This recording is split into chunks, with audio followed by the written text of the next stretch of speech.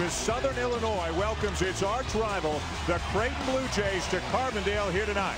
Last year, the Blue Jays knocked off the Salukis for the Missouri Valley Conference Championship. But in this building, it may be a different story. They've only lost once in conference games in this building in 7 years. Settle in, folks.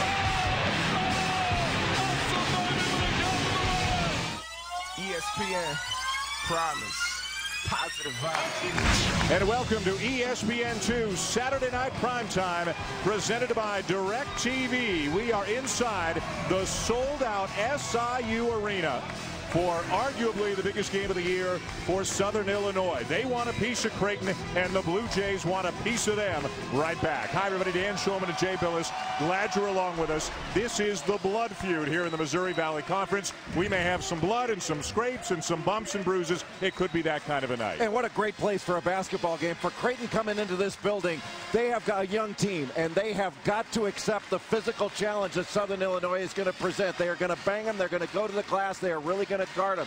And for Southern Illinois, they're going to have to get out and guard the ball and stop penetration, because this Creighton team can spread you out and they can drive you. Even their big guys can put the ball on the floor. We're going to do our best to tell you about these two teams and this league, which has been such a good league in recent years. First, Jay brings you the Star Watch. Well, Dean Watts for Creighton, a perimeter big guy. He can pick and pop. Now he's playing inside. He's physical. He's improved on defense. He's going up against the Missouri Valley Conference Defensive Player of the Year in Randall Falker. Falker, an outstanding player and an outstanding athlete. And time now for the starting lineups. We begin with the visiting Blue Jays, who have not won here in 7 years. P. Allen Stinnett, a freshman, to maybe their most explosive player, along with Josh Doetzel, the point guard, and Nick Baugh, a transfer from Kansas. Up front, Dane Watts is joined by Kenny Lawson Jr.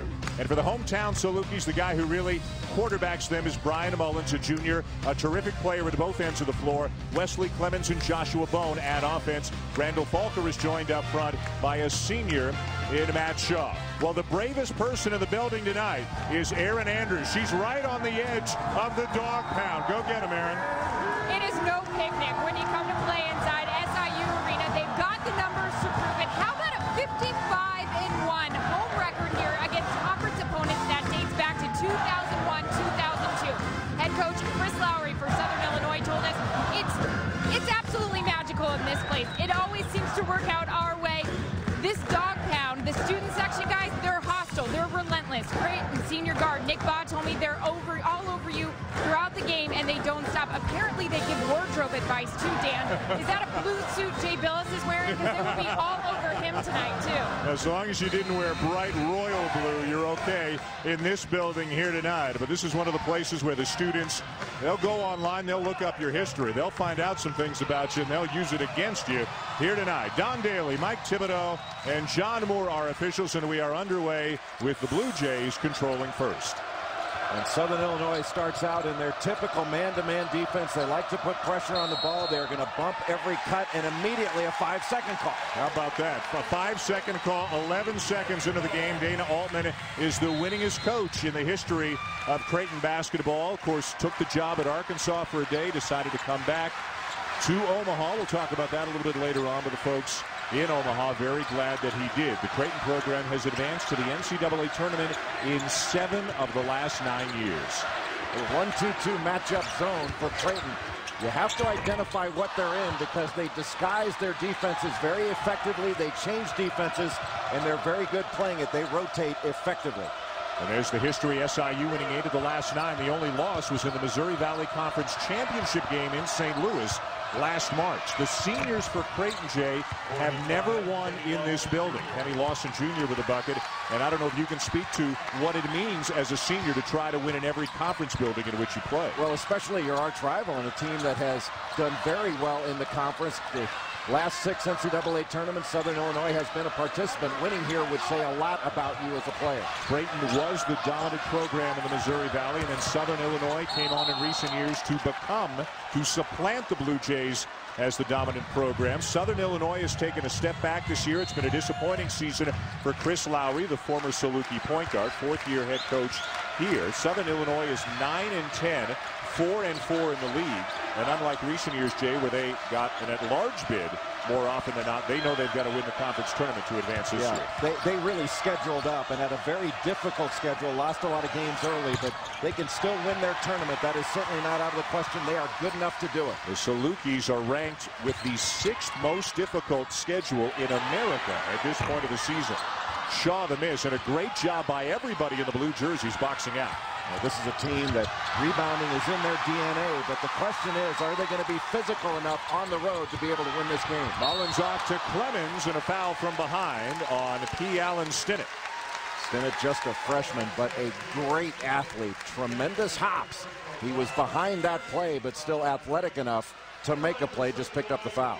And the class of the Missouri Valley Conference, it certainly is these two schools in recent years. As you can see, they have dominated in the regular season, in the tournament. Coaches of the year, players of the year. This is the signature rivalry in the Missouri Valley Conference right now. Although, and again, we got a lot to talk about. We'll talk about it as the night goes along. The Drake Bulldogs are the story in this league at this point of the season. By far the biggest surprise, maybe in the country, and the story of this young season. They were picked 9th to start the year and atop the Missouri Valley Conference with only 1 loss on the season. And a terrific win at Creighton midweek in overtime. They'll host Creighton this coming week. Drake a winner over Northern Iowa earlier today. Into the game for Creighton, the 14 Booker Woodfox. The Blue Jays are a play-by-play man's nightmare. They'll play 12 guys, and I'm sure if Dana Altman could change on the fly like in hockey, he would. But there will be times you see 5 guys coming in, and it's not because he's angry with the 5 guys on the floor.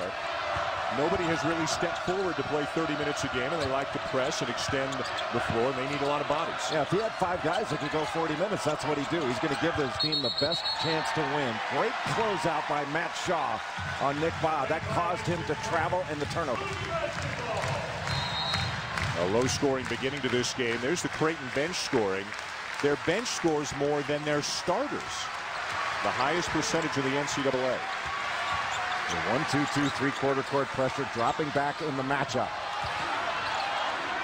This team very active. They communicate very well. And you really have to move the ball against them, make 2-play-1 in order to get a good shot.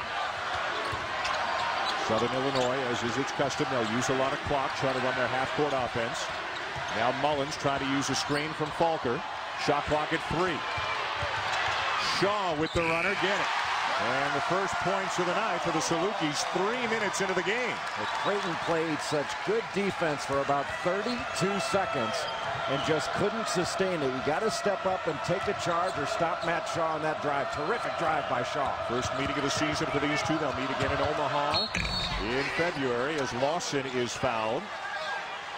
And Kenny Lawson, just a freshman, getting off to a good start in this game. Early post move, getting the score, and then going up and getting fouled. He did not play very long at all against Drake. And sometimes when you have a freshman, especially in this environment, they can get lost a little bit. Dana Altman has to be pleased at the start for Lawson. Lawson, a medical redshirt a year ago with a knee injury. The foul for the Salukis on Wesley Clemens. And here comes the cavalry for the Blue Jays right now. Chris Lowry, he's literally and figuratively the big man on campus here, a guy who played here, a very good point guard, was an assistant coach here, and signed a 7-year extension to stay here in Carbondale, just 35 years of age.